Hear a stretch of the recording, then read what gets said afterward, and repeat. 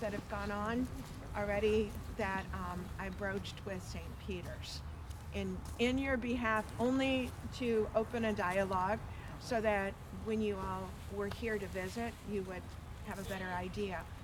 This is what's called a common lot right here, out here, this whole area. Don't feel that just one or two that aren't marked and that they're there. There are hundreds of graves here. There are some 2 deep and some 3 deep. So it's not a matter of just a few and we just don't know exactly where. It's impossible to know.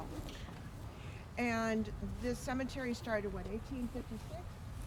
And at that point, it was just considered a method for anyone that wanted to be buried. I know the grave cost $3.50. Oh wow! Okay. But at that time, that It's even is expensive. expensive, And that was right? supposedly paid for by James Yeatman and the Western Sanitary Commission. That's what William Elliott says in his book. So that is the final resting place.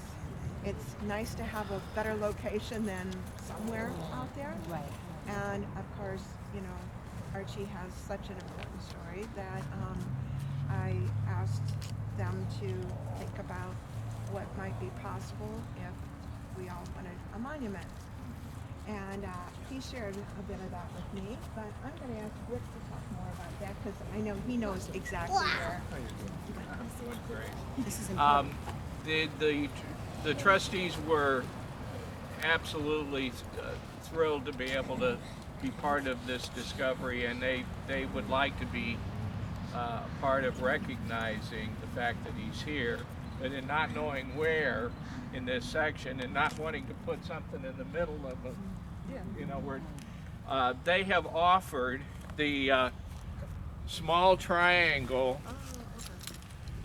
Not this large one, but the one just beyond that, and you're welcome to walk down there where the shrub is on the corner. Yeah. Right there, and it's in line. Dan's gonna walk down. It's in line, and it would be very visible and easily accessible. You know, so you wouldn't have to walk very far to see it. It's going to be right next to the road. It'd be kind of in the center of that that triangle, and they have offered that space. The significance of that line? Well, it's if the family and others want to have some sort of a memorial, want to have some sort of a marker recognizing the fact that he's here in this cemetery, and in the, we can say even in the common graves. Yeah.